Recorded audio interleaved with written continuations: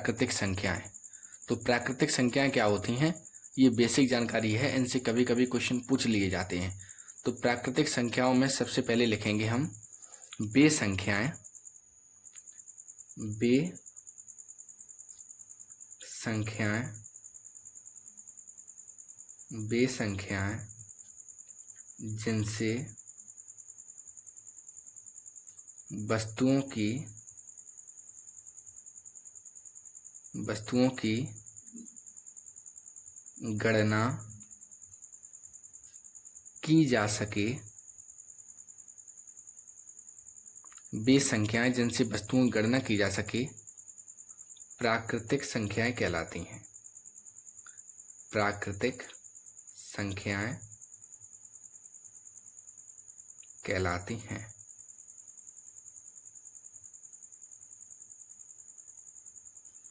वे संख्याएं जिनसे वस्तुओं की गणना की जा सके प्राकृतिक संख्याएं कहलाती हैं। अब कौन कौन सी प्राकृतिक संख्याएं होती हैं वो लिखेंगे, उदाहरण इसके लिखेंगे।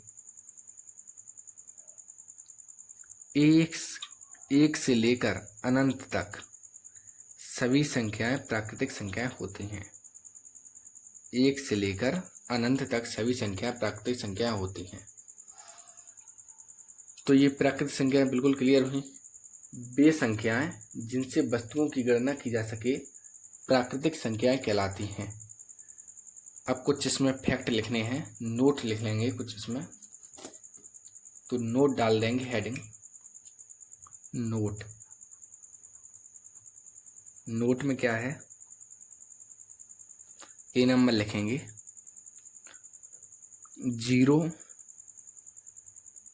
प्राकृतिक संख्या नहीं है। 0 प्राकृतिक संख्या नहीं है। दूसरा पॉइंट, कोई भी ऋणात्मक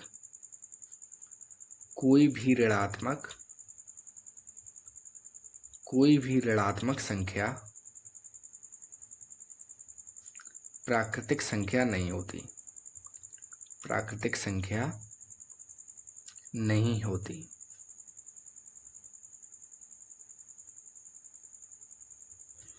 तो दूसरा पॉइंट था ये, कोई भी ऋणात्मक संख्या प्राकृतिक संख्या नहीं होती। एक बार फिर से क्लियर करेंगे ये। वे संख्याएं जिनसे वस्तुओं की गणना की जा सके प्राकृतिक संख्याएं कहलाती हैं। 1, 2, 3, 4 से 1 से लेकर अनंत तक सभी संख्या प्राकृतिक संख्या हैं। 0 प्राकृतिक संख्या नहीं है। कोई भी ऋणात्मक संख्या प्राकृतिक संख्या नहीं होती। ठीक है, तो ये पॉइंट क्लियर हुए। सी पॉइंट क्या है, कोई भी भिन्नात्मक संख्या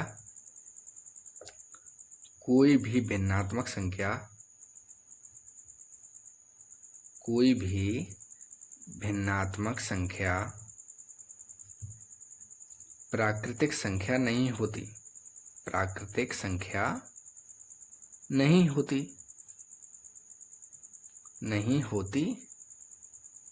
है।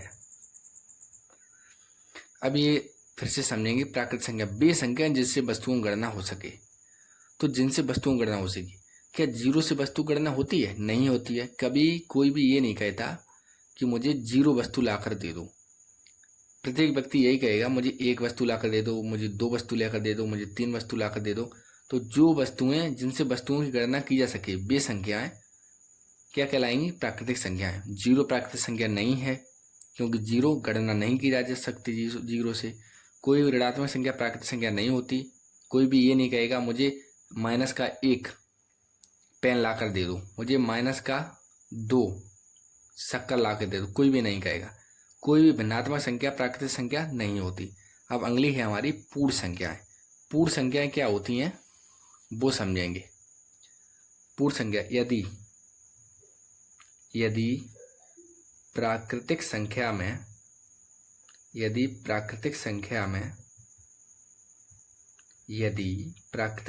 में 0 को जोड़ दें तो पूर्ण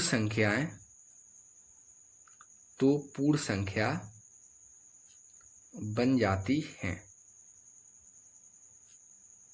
बन जाती हैं। यदि प्राकृतिक संख्या में 0 को जोड़ दें तो पूर्ण संख्या बन जाती हैं। तो प्राकृतिक संख्या कौन कौन सी होती हैं? 1, 2, 3, 4 से लेकर अनंत तक ये सभी प्राकृतिक संख्या होती हैं। तो पूर्ण संख्या कौन सी होती हैं? मैंने क्या लिखवाया, यदि प्राकृतिक संख्या में 0 को जोड़ दें तो इसमें 0 और बढ़ा दो, 0, 1, 2, 3 डॉट डॉट डॉट अनंत तक सभी संख्याएं कैसी हैं? पूर्ण संख्याएं हैं। तो ये क्लियर हुआ। यदि प्राकृतिक संख्या में 0 को जोड़ दें तो पूर्ण संख्या कहलाती हैं, और 0, 1, 2, 3 से लेकर अनंत तक ये सभी संख्याएं कौन सी हैं? ये सभी पूर्ण संख्याएं हैं। इसमें कुछ नोट पॉइंट लिखेंगे, नोट पॉइंट। तो पहला नोट पॉइंट क्या है हमारा? पहला नोट पॉइंट क्या है हमारा? पहला नोट पॉइंट है सभी प्राकृतिक संख्याएं, सभी प्राकृतिक संख्या पूर्ण संख्या होती हैं। सभी प्राकृतिक संख्या क्या होती हैं? पूर्ण संख्या होती हैं। नेक्स्ट पॉइंट है हमारा, नेक्स्ट पॉइंट है सभी, पहला पॉइंट सभी प्राकृतिक संख्या पूर्ण संख्या होती हैं, ये क्लियर हुआ बिल्कुल। नेक्स्ट पॉइंट है लेकिन सभी पूर्ण संख्याएं, लेकिन सभी पूर्ण संख्या, लेकिन सभी पूर्ण संख्याएं प्राकृतिक संख्या, प्राकृतिक संख्या नहीं होती हैं, नहीं होती हैं। कैसे पता? सभी प्राकृतिक संख्या पूर्ण संख्या होती हैं। क्या सभी प्राकृतिक संख्या पूर्ण संख्या में हैं? देख लीजिए, 1 से लेकर अनंत तक सभी प्राकृतिक संख्या पूर्ण संख्या में है, लेकिन सभी पूर्ण संख्या प्राकृतिक संख्या में नहीं होती हैं। ऊपर देख लीजिए, इसमें 0 नहीं है, तो सभी पूर्ण संख्या प्राकृतिक संख्या नहीं होंगी। आगे देखिए, सम संख्याएं क्या होती हैं? तो सम संख्याएं होती हैं हमारी वे संख्याएं, वे संख्याएं जो 2 से पूर्णतया विभक्त हो जाएं। वे संख्याएं जो 2 से पूर्णतया विभक्त हों क्या कहलाएंगी? सम संख्या, सम संख्या कहलाती हैं। कौन कौन सी है सम संख्या? उदाहरण देखिए, 2, 4, 6, 8 डॉट डॉट डॉट चलती रहेंगी ऐसे ही। तो वे संख्याएं जो 2 से पूर्णतया विभक्त हों क्या कहलाती हैं? हमारी सम संख्या कहलाती हैं। 2, 4, 6, 8 डॉट डॉट डॉट अनंत जितनी भी ले जाएं चाहे हम उतनी ले जा सकते हैं। तो एक बार फिर से समझिए, वे संख्याएं जो 2 से पूर्णतया विभक्त हों, क्या 2 से पूर्णतया विभक्त हैं? ये सभी संख्या देख लीजिए, 2, 4, 6, 8 ये सभी संख्या 2 से विभक्त हैं। अब हटेंगे अगली विषम संख्याएं। विषम संख्याएं कौन कौन सी हैं हमारी? उदाहरण में लिख लेंगे, 1, 3, 5, 7, 9 डॉट डॉट डॉट ऐसे ही चलती रहेंगी। तो विषम संख्याएं हमने कैसे जानी? 1 के बाद 2 को छोड़ा तो 3 के बाद 4 को छोड़ा तो 5, 1 के बाद 1 छोड़कर आ रही हैं। केवल हमें यह जानना है कि सबसे छोटी विषम संख्या 1 है, बस उसी से हमारी पूरी संख्याएं निकल आती हैं, विषम संख्याएं। अब अगली है हमारी भाज्य संख्या। तो भाज्य संख्या क्या कौन सी होती हैं? वे संख्याएं, वे संख्या जो किसी न किसी संख्या से, किसी न किसी संख्या से, किसी न किसी संख्या से पूर्ण विभक्त हों, पूर्ण विभक्त हों भाज्य संख्या कहलाती हैं, भाज्य संख्या कहलाती हैं। कौन कौन सी हैं भाज्य संख्याएं? 4, 6, 8, 10, 12, 14 डॉट डॉट ऐसी चलती रहेंगी। 4, 6, 8, 9 और लिख लेंगे 9, 10, 12, ऐसे ही सभी संख्याएं चलती रहेंगी। वे संख्याएं जो किसी न किसी संख्या से पूर्ण विभक्त हों। क्या 4 किसी न किसी संख्या से पूर्ण विभक्त है? बिल्कुल है। 4 किससे पूर्ण विभक्त है? 4 हमारी 2 से पूर्ण विभक्त है। 6 हमारी 2 से पूर्ण विभक्त है। 8 हमारी 2 से पूर्ण विभक्त है। 9 हमारी 3 से पूर्ण विभक्त है। ऐसे ही 10 2 से, 12 2 से, 14 भी 2 से पूर्ण विभक्त है। तो भाज्य संख्याएं क्लियर हुई। एक बार इनका रिवीजन कर लेंगे इनका एक बार। सबसे पहले प्राकृतिक संख्या, वे संख्याएं जिनसे वस्तुओं की गणना की जा सके प्राकृतिक संख्या कहलाती हैं। सबसे छोटी प्राकृतिक संख्या 1 है। 1, 2, 3, 4 से लेकर अनंत तक सभी संख्या प्राकृतिक संख्या होती हैं। नोट पॉइंट 0 प्राकृतिक संख्या नहीं होती क्योंकि यह पूर्ण संख्या होती है। कोई भी ऋणात्मक संख्या प्राकृतिक संख्या नहीं होती। क्यों नहीं होती? क्योंकि मैंने इसमें कहीं भी नहीं लिखा कि प्राकृतिक संख्या माइनस की भी कहीं भी नहीं है। कोई भी धनात्मक संख्या प्राकृतिक संख्या नहीं होती है, भिन्नात्मक भी नहीं है इसमें। अब पूर्ण संख्या देखेंगे। यदि प्राकृतिक संख्या में 0 को जोड़ दें तो पूर्ण संख्या कहलाएंगी। देख लीजिए 0 जोड़ा है, बाकी की सभी प्राकृतिक संख्या हैं। सभी प्राकृतिक संख्या पूर्ण संख्या होती हैं। नोट पॉइंट है, सभी प्राकृतिक संख्या पूर्ण संख्या हैं। देख लीजिए 1 से लेकर अनंत तक सभी संख्या हैं। लेकिन सभी पूर्ण संख्या प्राकृतिक संख्या नहीं होती हैं। नहीं होती, क्यों नहीं होती हैं? क्योंकि 0 प्राकृतिक संख्याओं में नहीं होता है। आगे देखिए सम संख्याएं। सम संख्याएं कौन सी होती हैं? तो वे संख्याएं जो 2 से पूर्णतया विभक्त हों सम संख्याएं कहलाती हैं। 2, 4, 6, 8 सभी संख्याएं सम संख्याएं क्यों हैं? क्योंकि ये 2 से पूर्णतया विभक्त हैं। विषम संख्याएं 1, 3, 5, 7, 9 मैंने बताया था। 1 के बाद 2 को छोड़कर 3, 3 के बाद 4 को छोड़कर 5, 1 के बाद 1 छोड़कर आती हैं। लेकिन सबसे छोटी विषम संख्या हमारी 1 है, ये भी हमको याद रखना है। भाज्य संख्याएं, तो भाज्य संख्याएं कौन सी होती हैं? वे संख्याएं जो किसी न किसी संख्या से पूर्ण विभक्त हो जाएं भाज्य संख्या कहलाती हैं। जैसे 4 है हमारी 2 से विभक्त है, 6 2 से विभक्त है, 8 2 से विभक्त है, 9 3 से विभक्त है, ऐसी संख्या। अब आप कहेंगे कि 4 ही क्यों, 2, 3 क्यों नहीं ले सकते? 2 को क्यों नहीं ले सकते? 3 को क्यों नहीं ले सकते? वो इसलिए नहीं ले सकते क्योंकि 2 किसी भी संख्या से विभक्त नहीं है, अतिरिक्त संख्या से किसी से विभक्त नहीं है। स्वयं से विभक्त तो है लेकिन और किसी से विभक्त नहीं है। 3 स्वयं से विभक्त है लेकिन और किसी से विभक्त नहीं है। तो आशा है ये बिल्कुल समझ में आ गए होंगे। चलिए क्लास आगे बढ़ाते हैं।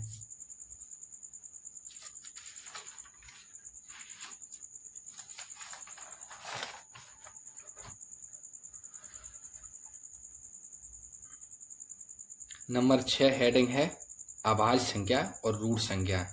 अभाज्य संख्या या रूढ़ संख्या एक ही बात होती है, चाहे अभाज्य कह लीजिए चाहे रूढ़ संख्या कह लीजिए, एक ही बात होती है। तो अभाज्य संख्या कौन कौन सी होती हैं?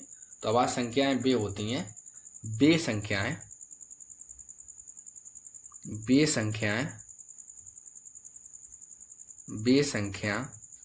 जो स्वयं से विभक्त हों,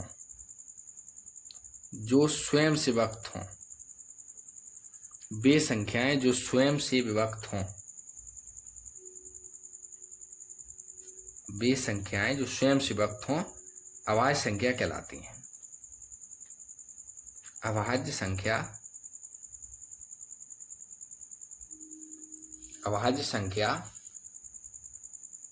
कहलाती हैं।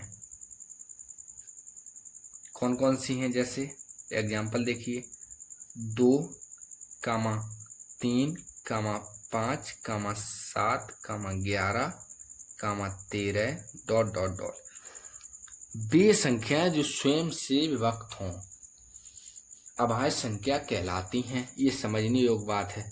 2, 3, 5, 7, 11 ये संख्याएं किसी और दूसरी संख्या से विभक्त नहीं होंगी क्योंकि ये केवल स्वयं से विभक्त होंगी। तो ये अभाज्य संख्या या रूढ़ संख्या कहलाती हैं। ये किसी भी दूसरी संख्या से विभक्त नहीं है, आप इनको चेक कर सकते हैं।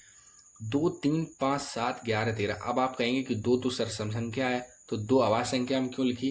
तो एक नोट लिख लेंगे हम, नोट है हमारा नोट क्या है कि 2 सम संख्या प्लस अभाज्य संख्या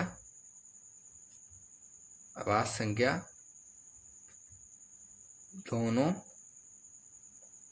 है। दो सम संख्या प्लस अभाज्य संख्या दोनों है, दो सम और अभाज्य दोनों में गिनी जाएगी। ये बात भी क्लियर हुई। एक पॉइंट और लिख लेंगे, सबसे छोटी अभाज्य संख्या, सबसे छोटी अभाज्य संख्या दो है। अभी बताया ऊपर, 2 3 2 से ही शुरू है तो 2 है। नेक्स्ट हेडिंग 7वीं, पूर्णांक संख्या। ये क्या होती है? पूर्णांक का मतलब क्या होता है? पूर्णांक का मतलब यह दो शब्दों से मिलकर बना है पूर्णांक, एक पूर्ण प्लस अंक। अब आप इसकी अर्थ ही समझ गए होंगे कि पूर्ण प्लस अंक, वे संख्याएं जो पूर्ण हों तो पूर्णांक कहलाएंगी, वे संख्याएं जो पूर्ण हों पूर्णांक कहलाएगी, वे संख्याएं जो पूर्ण हों पूर्णांक कहलाएंगी, यानी कि पूर्ण प्लस अंक। ये धनात्मक और ऋणात्मक दोनों होती हैं। पूर्णांक संख्याएं कौन कौन सी होती हैं देखेंगे। ये धनात्मक तथा ऋणात्मक दोनों प्रकार की होती हैं, दोनों प्रकार की होती हैं, दोनों प्रकार की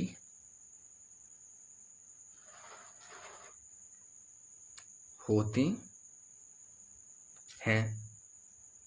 जैसे एग्जाम्पल देख लीजिए, 1, 2, 3, 4 डॉट डॉट डॉट अनंत, या -1, -2, -3 डॉट डॉट डॉट अनंत।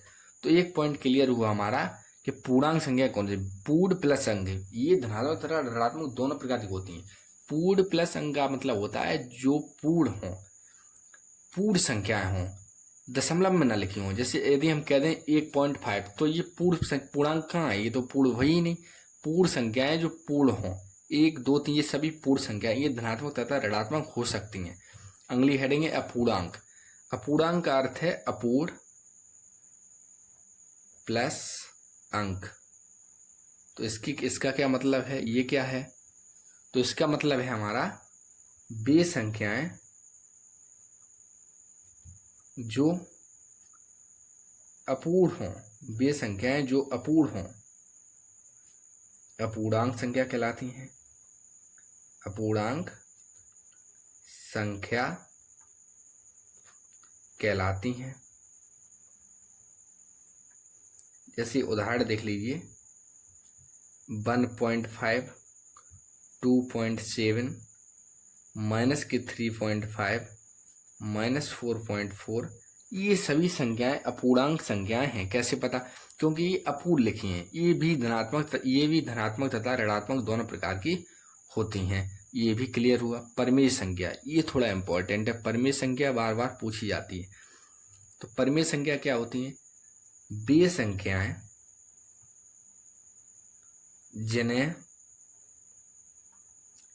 P/Q, अर्थात P/Q का मतलब क्या है? अर्थात जो भिन्न के रूप में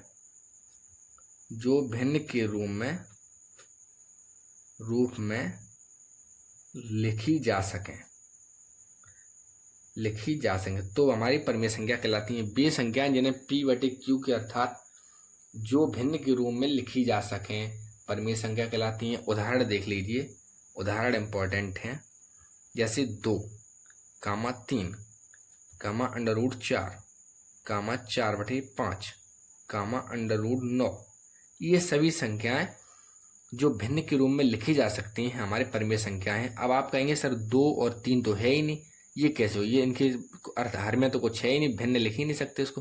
तो लिख सकते हैं 2 के बटा में हम 1 कर सकते हैं, 3 के बटे में हम 1 कर सकते हैं, और √4 को जब हम खोल देंगे तो 2 रहेगा। ये √4 का वर्गमूल 2 होता है तो 2/1 लिख जाएगा, या 4/5, या √9 का वर्गमूल 3/1 हम लिख सकते हैं। ये इंपॉर्टेंट था, क्लियर कर लेना।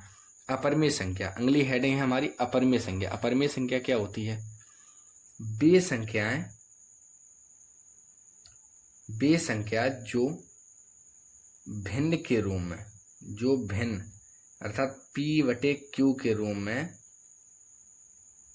रूप में न लिख सकें, न लिख सकें, न लिख सकें, क्या कहलाती हैं? हमारी अपरिमेय संख्या कहलाती हैं। एग्जाम्पल देख लीजिए, √5 क्या यह भिन्न के रूप में लिखी जा सकती है? तो नहीं लिखी जा सकती है। बहुत से लोग सोच रहे होंगे √5/1 लिख सकते हैं, तो ऐसा बिल्कुल नहीं हो सकता। √5/1 नहीं लिख सकते। अर्थात वे संख्याएं जो वर्गमूल जिनका नहीं निकल सकता है, अर्थात दशमलव में निकलेगा, वो सभी संख्याएं अपरिमेय संख्या में हम डाल देंगे। और देखिए ये माइनस की होती हैं, -√5। परिमेय संख्याएं भी माइनस की हो जाती हैं, तो माइनस के 2 भी लिख सकते हैं इसमें हम, माइनस के √5। और देखेंगे 2/√7, ये सभी अपरिमेय संख्या हैं। 2/√7 भी हमारी अपरिमेय संख्या ही है। क्यों है? क्योंकि ये इसका वर्गमूल नहीं निकल सकता, दशमलव में जाएगा, तो ये अपरिमेय संख्या हो गई। तो ठीक है, ये अपरिमेय संख्या। एक पॉइंट लिख लेंगे, नोट लिख लेंगे। एक नोट क्या है? यदि परिमेय का गुणा, यदि परिमेय संख्या गुणा अपरिमेय संख्या में करेंगे, अपरिमेय संख्या, तो हमेशा अपरिमेय संख्या ही प्राप्त होगी, अपरिमेय संख्या ही प्राप्त होगी। ये इंपॉर्टेंट है, देख लीजिए। यदि परिमेय का गुणा अपरिमेय में करेंगे तो अपरिमेय संख्या ही प्राप्त होगी। जैसे देख लीजिए, 2 है परिमेय संख्या, √5 है हमारी अपरिमेय संख्या, इसका गुणा करेंगे तो 2√5 आएगा, 5 आ जाएगा। अब 2√5 में √5 का तो वर्गमूल निकल ही नहीं सकता, और मैंने अभी बताया रूट जिसका वर्गमूल न निकल जा सके वो अपरिमेय संख्या में होगी। अब अगली हेडिंग है 11वीं, जुड़वा आवाज। जुड़वा आवाज क्या होती है? तो बे संख्याएं, बे अभाज्य संख्याएं, अभाज्य संख्याएं इसमें अभाज्य संख्या इंपॉर्टेंट है। बे अभाज्य संख्या जिनके बीच का अंतर 2 होता है, जिनके बीच का अंतर 2 हो, 2 हो। जुड़वा का मतलब क्या होता है? कभी भी हम कहेंगे एक जोड़ी चप्पल ले दो, एक जोड़ी चप्पल में 2 वस्तुएं हैं, तो जिनके बीच का अंतर 2 हो, जुड़वा आवाज कहलाती हैं। उदाहरण देख लीजिए, जैसे 3,5, ये दोनों आवाज संख्या हैं, तो ये जुड़वा आवाज हो गई। 5,7, ये दोनों आवाज संख्या हैं, इनके बीच का अंतर भी हमारा 2 है, तो ये भी हो गई हमारी जुड़वा आवाज। अब आप कहेंगे 7,9, तो 7,9 नहीं लिख सकते। क्यों नहीं लिख सकते? क्योंकि 9 विषम संख्या है, अभाज्य संख्या नहीं है। और मैंने पहले ही क्या है, वे संख्याएं जो अभाज्य हो उन्हीं के बारे में लिख सकते हैं। तो 3,5, 5,7, 11,13, 17,19, ऐसे ही चलता रहेगा क्रम, डॉट डॉट ऐसे ही क्रम चलता रहेगा। अगली हेडिंग हमारी सहभाज्य संख्या। सहभाज्य संख्या क्या होती है? सहभाज्य संख्या क्या होती है? तो सहभाज्य संख्या होती है वे संख्याएं, वे संख्याएं जिनका मासा 1 प्राप्त हो, जिनका मासा, मासा का मतलब HCF, जिनका मासा, मासा का मतलब है HCF 1 प्राप्त हो। कोई सी भी संख्याएं चलेंगी, कोई सी, चाहे सम हो, चाहे विषम हो, चाहे जौन सी संख्याएं हो, लेकिन उनका मासा 1 प्राप्त हो जाए, सहभाज्य संख्याएं कहलाएंगी। जैसे 2,3, 2,3, 3,5, 3,5, 7,9, 8,11, कोई भी संख्या हो बस जिनका मासा 1 प्राप्त हो जाए हमें। अब देख लेंगे 2,3 में इनका मासा लेंगे तो हमें 1 ही प्राप्त होगा, 3,5 का मासा तो 1, 7,9 का मासा तो 1, 8,11 का मासा तो भी 1। चाहे जैसी संख्या हो बस उनका मासा 1 प्राप्त हो जाए, हमारी सहभाज्य संख्याएं कहलाएंगी। तो आज की क्लास बस इतनी ही थी। आप सभी को जरूर अच्छी लगी होगी, ऐसी आशा करता हूं। और जो भी अच्छा ना लगा हो तो कमेंट बॉक्स में आप मुझे ज़रूर बता देना, मैं अगली क्लास में आपकी डाउट ज़रूर क्लियर करा दूंगा। तो ये आज की क्लास थी, बेहतरीन क्लास थी, बहुत ही इम्पोर्टेंट था, ये बिल्कुल बेसिक था जो मैंने संख्या पद्धति का आपको बताया है। इनकी क्वेश्चन प्रैक्टिस मैं अगली क्लास में करवा दूंगा। इम्पोर्टेंट थी ये, परीक्षा में कभी कभी सीधे सीधे क्वेश्चन बन जाते हैं इनसे, तो आशा करता हूँ आपको ये क्लास बेहतरीन लगी होगी, अच्छी लगी होगी। बस इसी के साथ अपनी क्लास को विराम करता हूँ। जय हिंद, जय भारत।